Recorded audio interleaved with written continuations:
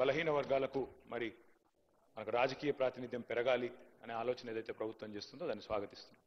అయితే మంత్రి గారు మాట్లాడుతూ రాజకీయ సామాజిక ఆర్థిక అన్నారు అధ్యక్ష.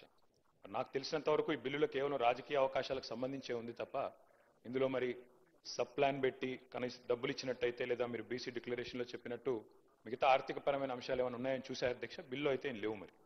మరి సామాజిక ఆర్థిక అన్నారు అధ్యక్ష. అది కూడా బీసీ సబ్ ప్లాన్ కూడా తొందరలోనే ప్రత్యేకంగా అవసరమైతే ఒకరోజు సమావేశం పెట్టి బీసీ సబ్ ప్లాన్ కూడా పెట్టాలి అని చెప్పి కూడా రాష్ట్ర ప్రభుత్వాన్ని తమరి ద్వారా నేను కోరుతా ఉన్నా అధ్యక్ష.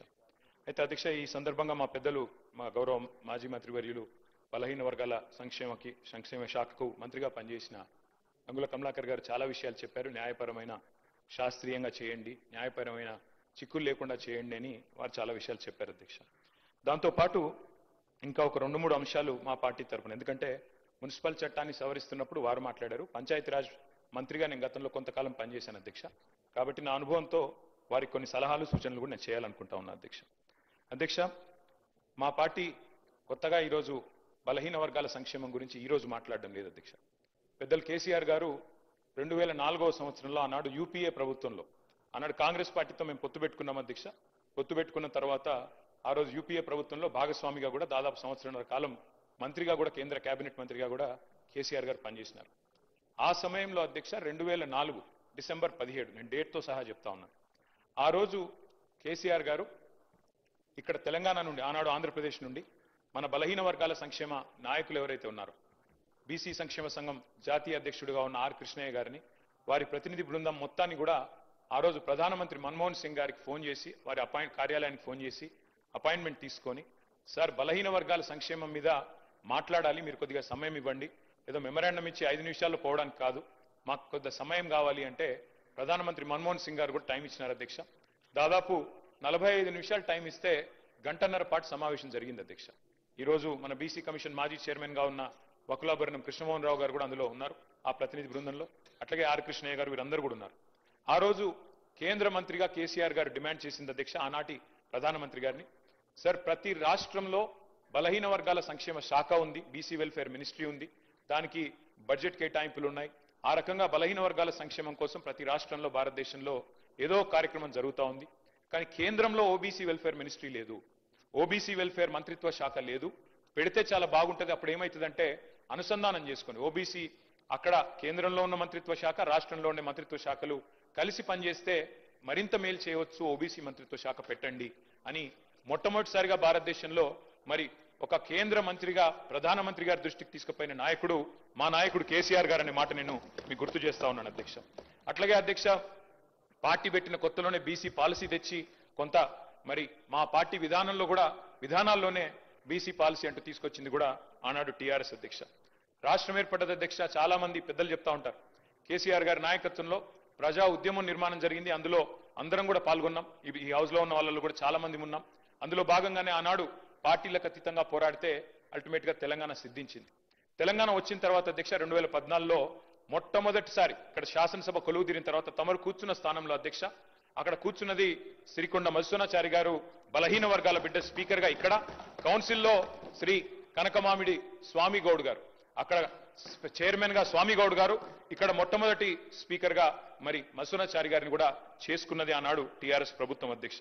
అట్లాగే ఫస్ట్ టైం అధ్యక్ష చరిత్రలో ఉమ్మడి ఆంధ్రప్రదేశ్ చరిత్రలో ఇందాక పాయల్ శంకర్ గారు మాట్లాడుతూ అన్నారు అడ్వకేట్ జనరల్ ఎన్నడూ కాలేదు అని. దాన్ని కూడా మార్చి తిరగరాసి మొట్టమొదటి అడ్వకేట్ జనరల్ బలహీన వర్గాల బిడ్డను చేసింది కూడా కేసీఆర్ గారి ప్రభుత్వం. బిఎస్ ప్రసాద్ గారు వారిని ఆనాడు మొట్టమొదటి ఏజీగా నియమించింది కూడా కేసీఆర్ గారి ప్రభుత్వం అధ్యక్ష.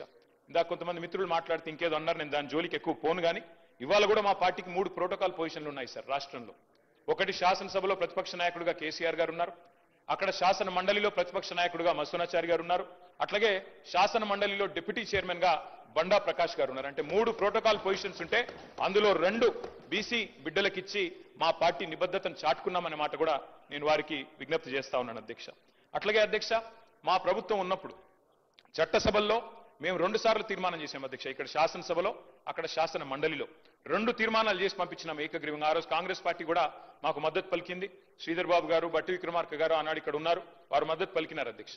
ఒక తీర్మానం ఏం చేసినాం అధ్యక్ష, మేము సెన్సస్ తో పాటు 2021లో చేయబోయే సెన్సస్ తో పాటు జనగణనతో పాటు కులగణన కూడా చేయండి అని మొట్టమొదటిసారి రాహుల్ గాంధీ గారు మాట్లాడే కంటే ముందే కులగణన గురించి మాట్లాడిన మొట్టమొదటి ప్రభుత్వం తెలంగాణ ప్రభుత్వం ఆనాడు కేసీఆర్ గారి నాయకత్వంలోనే మాట కూడా నేను గుర్తు చేస్తా ఉన్నా. తీర్మానం కూడా మీ రికార్డులో ఉంటుంది సార్.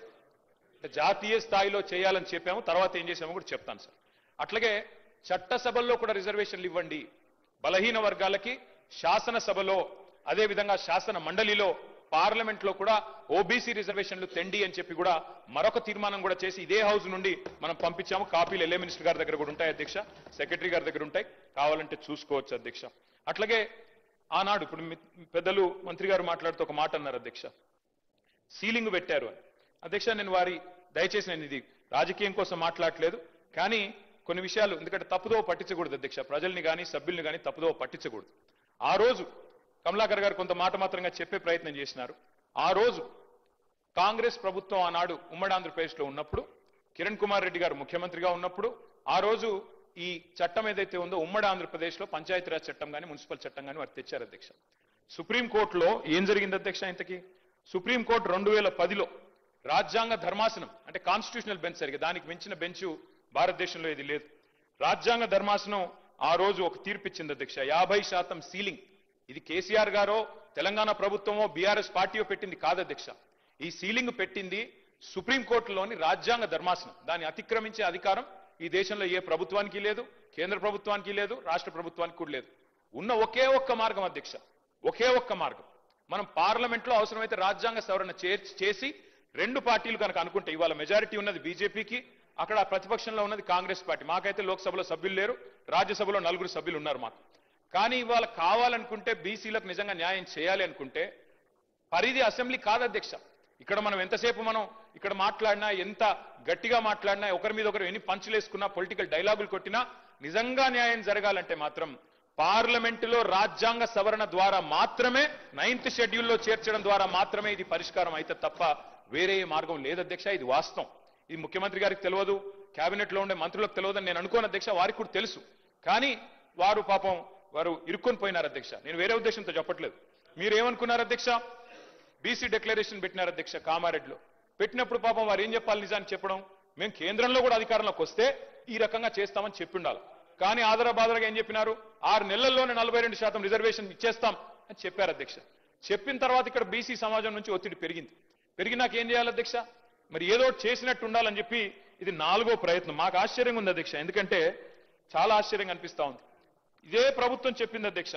ఏం చెప్పారు మీరు? మొదటిసారి మేము రాజ్యాంగబద్ధంగా సాధిస్తామని మొదటిసారి చెప్పారు, ఒకసారి చెప్పారు. తర్వాత ఆర్డినెన్స్ ద్వారా వస్తామని ఇంకోసారి చెప్పారు. మరొకసారి పార్టీ పరంగా అన్నారు. ఇంకోసారి రాహుల్ గాంధీ గారు ప్రధానమంత్రి అయిన తర్వాత ఇస్తామన్నారు. మళ్ళీ ఈ రోజు మళ్ళీ బిల్ తెస్తా ఉన్నారు.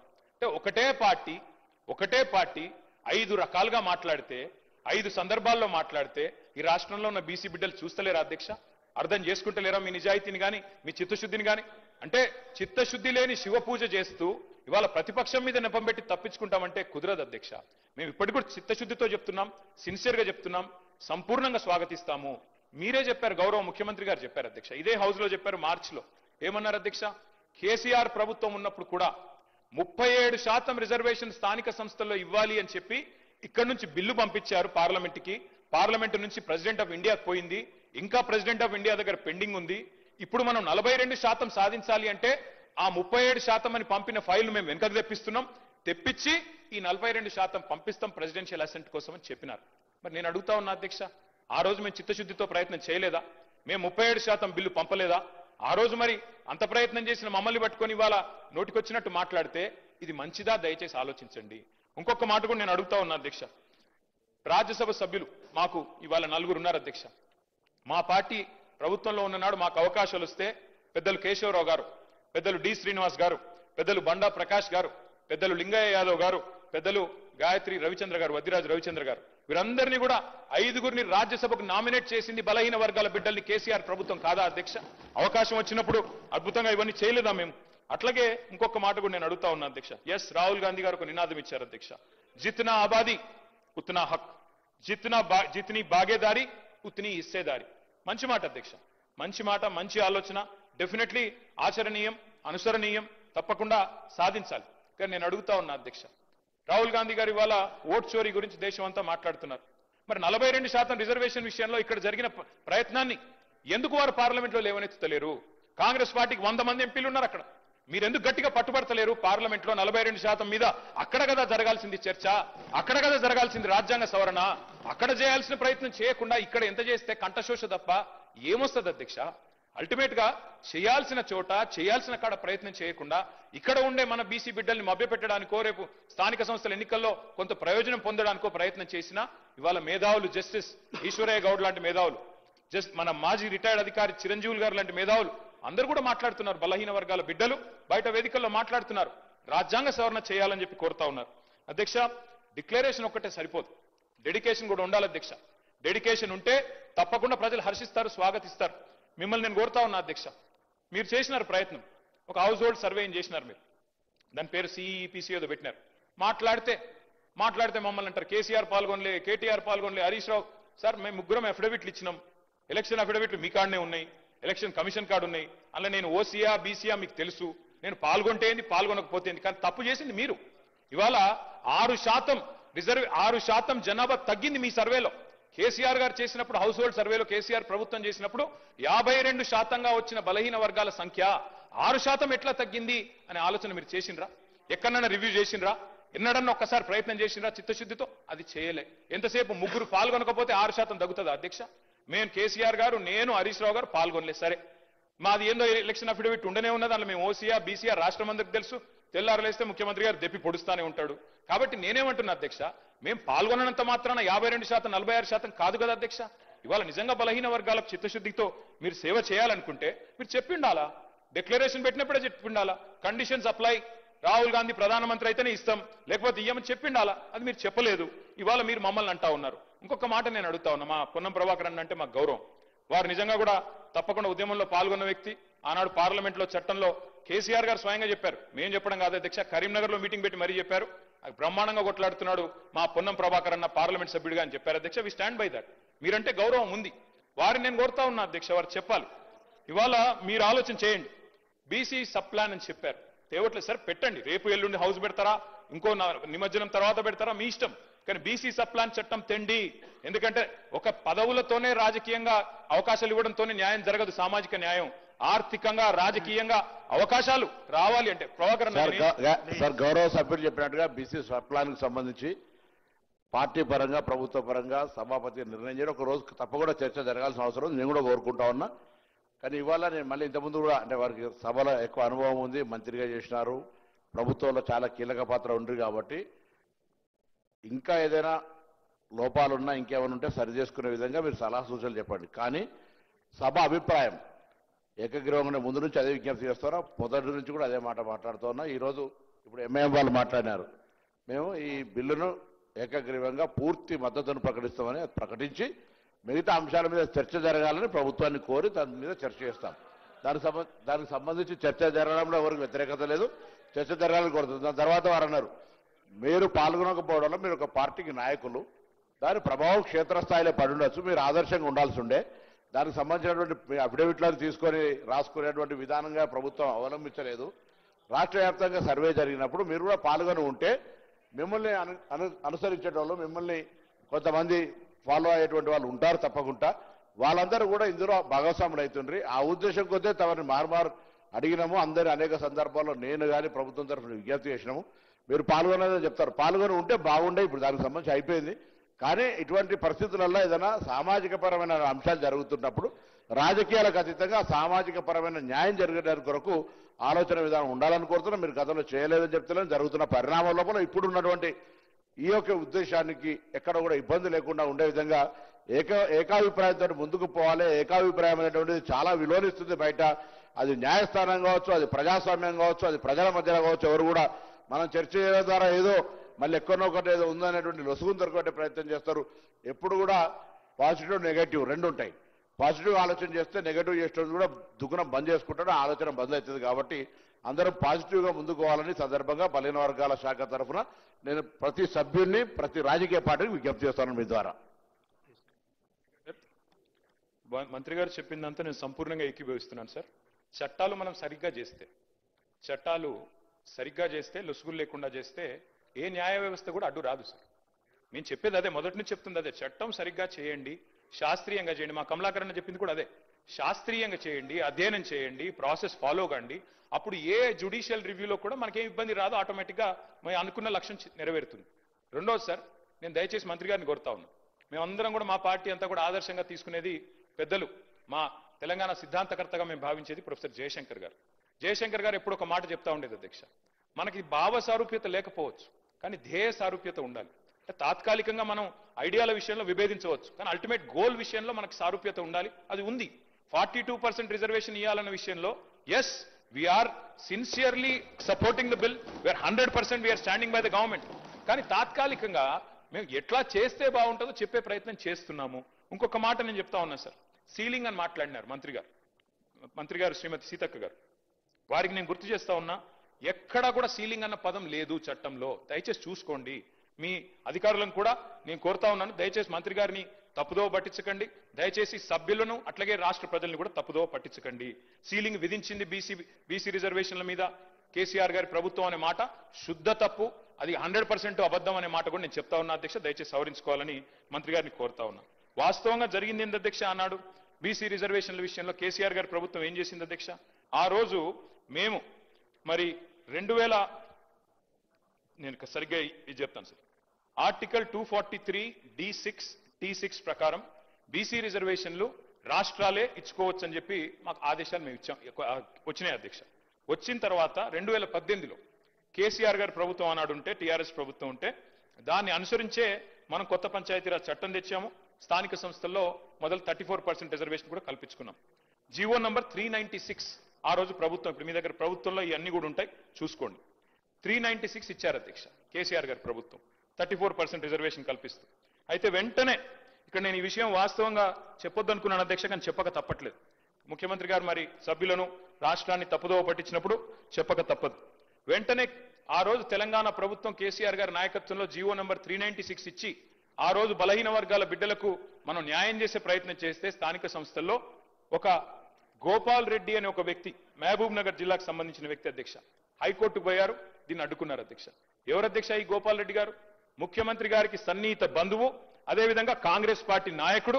ఆయన పోయి ఆ రోజు కోర్టుకు పోయి అడ్డుకున్నారు అధ్యక్ష. అడ్డుకోవడం వల్లనే ఆ రోజు కాంగ్రెస్ పార్టీ చేసిన నిర్వాకం వల్లనే జరిగింది. నేను గౌరవనీయులు కేటీఆర్ గారిని కోరుతా ఉన్నాను, ఇది మేము కూడా ఒకటి అప్పీల్ చేయడం జరిగింది అధ్యక్ష. మేము ఆ మున్సిపల్ బిల్కి సంబంధించి కానీ ఇప్పుడు సీతక్క గారు కూడా ఒక అప్పీల్ చేయడం, చాలా ఇంపార్టెంట్ బిల్కి సంబంధించి.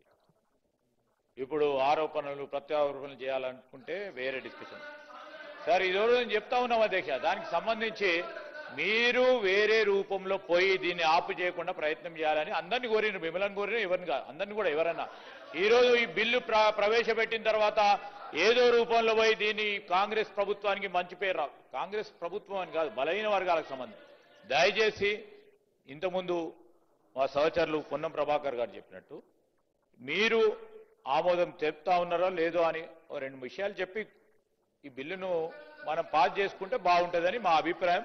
అదే మా సలహా, మా సూచన కూడా కోరుతా ఉన్నాం అధ్యక్ష.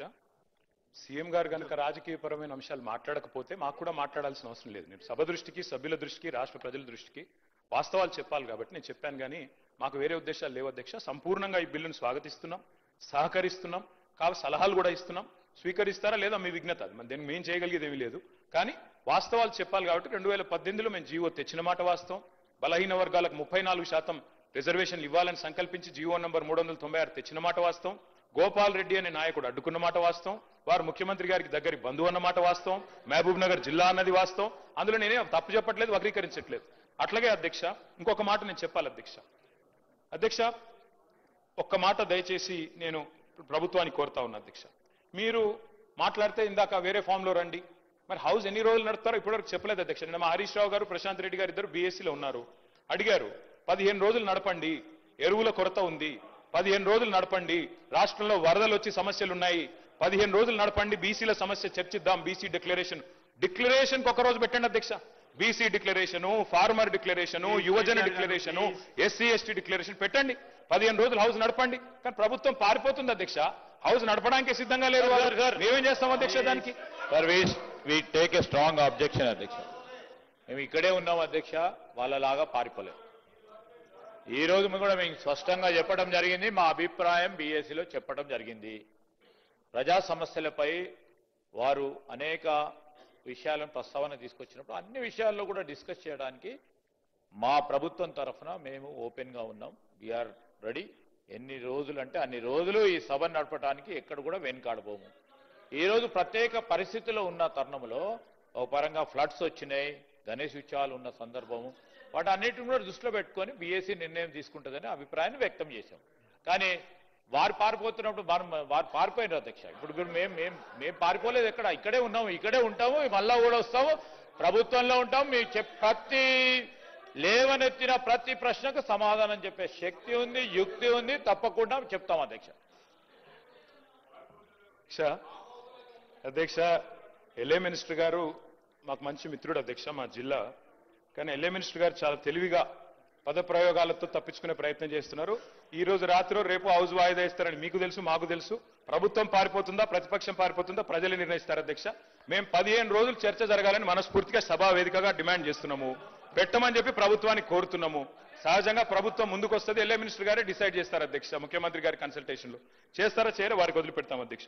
ఇవాళ నేను 2-3 ప్రశ్నలు ప్రభుత్వాన్ని అడుగుతా ఉన్నా అధ్యక్ష. మొన్న నేను బీహార్లో కొన్ని పత్రికల్లో వచ్చిన ప్రకటనలు చూసిన అధ్యక్ష. తెలంగాణలో బీసీ రిజర్వేషన్లు అమలైపోయినాయని చెప్పి బీహార్లో ప్రకటనలు ఇచ్చారు. ఇదెక్కడ చూద్దాం అధ్యక్ష? అసలు ఇక్కడ రిజర్వేషన్ల గురించి ఇక్కడ చర్చ జరుగుతుంది. బీహార్లోనేమో ఎన్నికల ప్రకటనలు ముఖ్యమంత్రి గారు అట్లాగే డిప్యూటీ సీఎం గారు ఫోటో పెట్టి బీహార్లో మరి ఇక్కడి డబ్బంతా తెలంగాణ ప్రజల డబ్బు తీసుకుపోయి బీహార్లో పెడితే ఏమొస్తుందో మాకైతే తెలియదు అధ్యక్ష. మరి తీసుకుపోయి ప్రకటనలు అక్కడ ఇస్తా ఉన్నారు. మరి ఇక్కడ రిజర్వేషన్లు పాసే కాలేదు, పాస్ అయిపోయినట్టుగా మరి అక్కడ చెప్తా ఉంటే మాకు ఆశ్చర్యంగా ఉంది అధ్యక్ష. అట్లాగే అధ్యక్ష ఇంకో విషయం, న్యాయ సమీక్షకు నిలబడని జీవోలతో ఎట్లా బీసీల జీవితాలు మారుస్తారో చెప్పాలి అధ్యక్ష, ప్రభుత్వమే చెప్పాలి. అట్లాగే నేను అడుగుతా తెలంగాణ రాష్ట్ర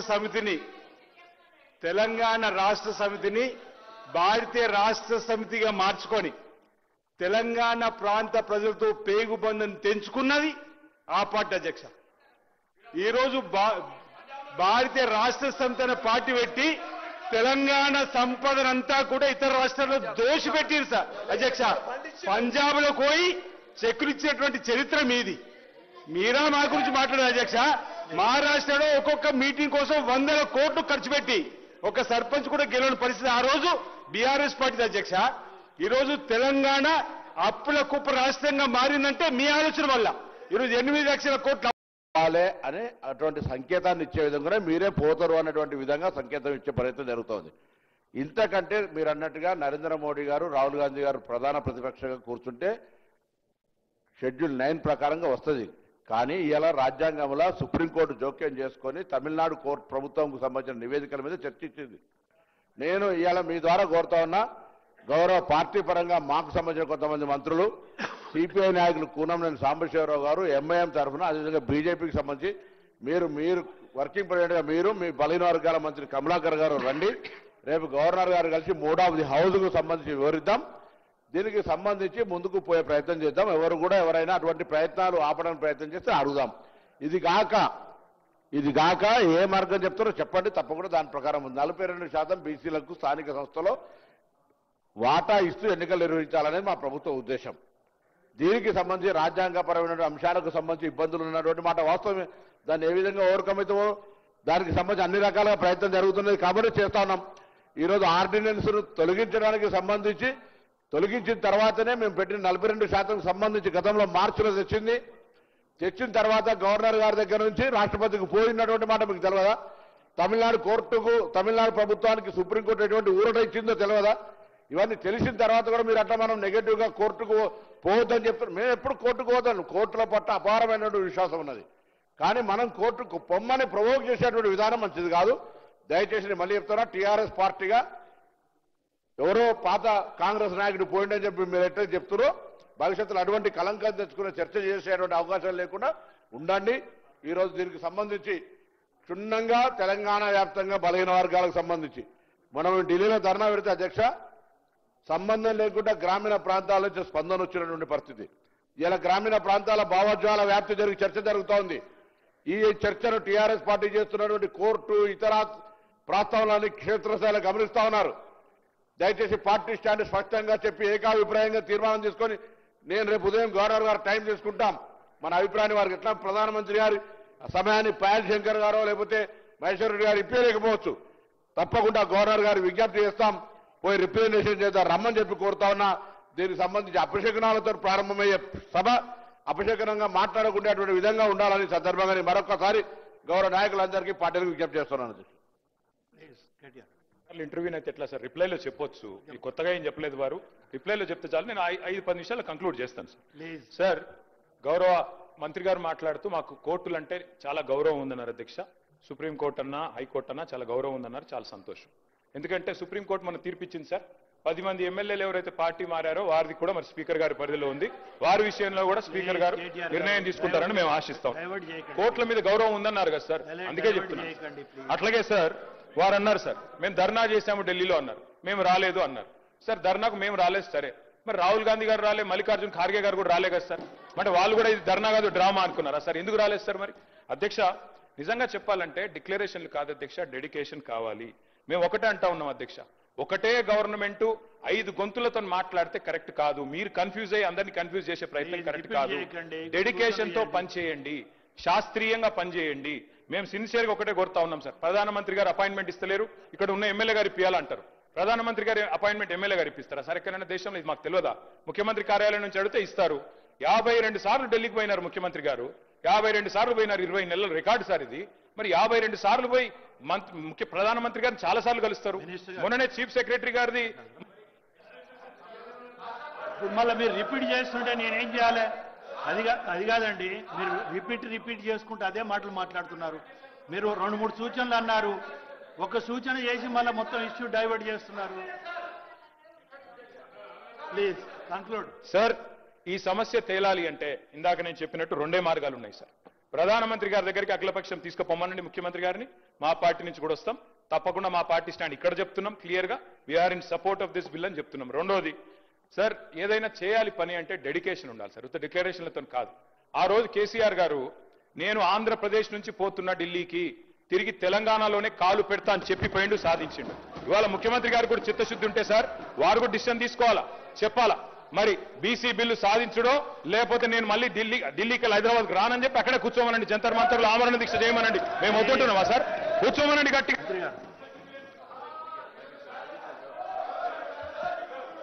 సార్ కేటీఆర్ గారు మరి మేము పెట్టినటువంటి ఈ సీలింగ్ సంబంధించి ఏదైతే ఉందో 2018 పంచాయతీరాజ్ చట్టం సవరించుటకై బిల్లు పెట్టినాం అధ్యక్ష. కంక్లూడ్ చేస్తారు, కంక్లూడ్ చేస్తారు ప్లీజ్. స్పీకర్ సార్ నేను తప్పు మాట్లాడుతున్నానా, అన్పార్లమెంటరీ మాట్లాడుతున్నానా? డెడికేషన్ ఉండాలి ప్రభుత్వానికి అని చెప్తున్నాను. వినే ఓపిక లేకపోతే ఎట్లా సార్? ఇంత ముఖ్యమైన బిల్లు సాధించాలి అంటే, హక్కులు సాధించాలి అంటే ముఖ్యమంత్రి గారు ఆమరణ దీక్ష చేయండి అని చెప్తున్నాను. తప్పే ఉంది సార్? వారు 20 సార్లు అన్నారు. అట్లాగే చివరికి ఒకటే మాట సార్, ప్రధానమంత్రి గారు అపాయింట్మెంట్ ఇస్తలేడు అంటున్నారు ముఖ్యమంత్రి గారు. ఎందుకు ఇస్తలేడు సార్ అపాయింట్మెంట్? ఒకటే కారణం, ముఖ్యమంత్రి గారు స్వయంగా చెప్తున్నారు బహిరంగ వేదికల మీద, ఢిల్లీలో అపాయింట్మెంట్లు ఇస్తలేరు, ఇస్తే చెప్పులు ఎత్తుకపోతారేమో అని చూస్తున్నారు అంటున్నారు. ఇట్లా మాట్లాడినాక అపాయింట్మెంట్లు వస్తాయా సార్? అందుకే ముఖ్యమంత్రి గారి భాష మార్చుకోండి, బుద్ధి మార్చుకోమని చెప్తూ మా పార్టీ సపోర్ట్ తెలియజేస్తాం. ప్లీజ్ ఒక్క నిమిషం అమ్మా, మినిస్టర్ గారు ఒక్క నిమిషం. స్పీకర్ సార్ డెడికేషన్ ఉంది కాబట్టే ఒకే మార్గం ఎంచుకొని ఆ మార్గం విఫలమైతే వెనక్కి జరగలే అధ్యక్ష. ఒక మార్గం కాదు, 2 మార్గాలు కాదు, 5 మార్గాలు కాదు, ఇంకొక మార్గం ఏదైనా ఉంటే కూడా చూద్దాం. ఆ మార్గాన్ని చెప్పడానికే మళ్ళొకసారి ప్రయత్నం చేస్తున్నాం అధ్యక్ష. ప్రతిసారి కన్క్లూడ్ చేసి నా సభకు లేదా ఈ ప్రయత్నానికి ఒక మంచి సూచన ఇచ్చే విధంగా ముందుకు పోవాలి తప్ప దాని కాంట్రవర్సీ విధంగా వాళ్ళని అనడం, దానికి మేము జవాబు చెప్పే విధంగా ముందుకు పోయి ఎక్కడి కన్ఫ్యూజన్ చేసేది మేము కాదు అధ్యక్ష. మా ఐడియాలజీలో నిండా మనసుతో ముఖ్యమంత్రి గారికి ఉంది, మా సభ్యులందరికీ ఉంది. ఏంది ఏ ప్రయత్నం చేసైనా 42% మనము ఎలక్షన్స్ కి పోదామనే సంకల్పం ఉంది కాబట్టే ఈ ప్రయత్నాలు జరుగుతున్నాయి అధ్యక్ష. ప్రతిసారి కామెంట్ చేసి దాన్ని తప్పుదోవ పట్టించే ప్రయత్నం చేయడం సరైనది కాదు అధ్యక్ష. Thank you. సాంబశివరావు గారు ప్లీజ్. సాంబశివరావు గారు. Thank you sir. అసెంబ్లీలో ఒక్క నిమిషం సాంబశివరావు శ్రీనివాస్. అధ్యక్ష మా గౌరవ ముఖ్యమంత్రి గారిని పట్టుకొని వారు మాట్లాడిన మాటల్ని తీవ్రంగా ఖండిస్తున్నారు అధ్యక్ష. మా గౌరవ ముఖ్యమంత్రి రేవంత్ రెడ్డి గారికి రాహుల్ గాంధీ గారి అపాయింట్మెంట్ ప్రతి సందర్భంలో దొరుకుతుంది, ప్రతి సందర్భంలో కలిసి వస్తున్న సందర్భం కూడా బయట ప్రపంచం తెలుసు. ఇటీవలనే అటు ప్రియాంక ఇటు రాహుల్ గాంధీ మధ్యలో రేవంత్ రెడ్డి గారు తెలంగాణ ముఖ్యమంత్రికి అరుదైన గౌరవం దక్కిందనేటువంటి ఫోటోలు కూడా మనకు కనిపిస్తున్నాయి. ఇందిరా భవన్ లో మన తెలంగాణ సంబంధించిన ఈ బీసీ బిల్లుకి సంబంధించిన పవర్ పాయింట్ ప్రెజెంటేషన్ ఇచ్చిన రోజు కూడా అభినందించిండు. ఆ తర్వాత పార్లమెంట్ సభ్యులతో కలిసి డిన్నర్ లో కూడా వారి రాహుల్ గాంధీ గారు ప్రత్యేక రేవంత్ రెడ్డి గారిని ఉప ముఖ్యమంత్రి గారిని కూడా పిలిచిండ్రు. తల్కతోరో స్టేడియంలో ఆల్ ఇండియా ఓబీసీ సమావేశంలో కూడా రేవంత్ రెడ్డి గారి పనితీరును, మన రాష్ట్ర మంత్రివర్గ పనితీరును, మన కులగానికి సంబంధించి మెచ్చుకున్నాడు. దేశం మొత్తం కూడా ఈరోజు తెలంగాణ రోల్ మోడల్ అని చెప్పింది అధ్యక్ష. ఈరోజు వాళ్ళు మా నాయకులు సంబంధించిన దానిలో విభేదాలు సృష్టించాలని చేసే ప్రయత్నం కరెక్ట్ కదా.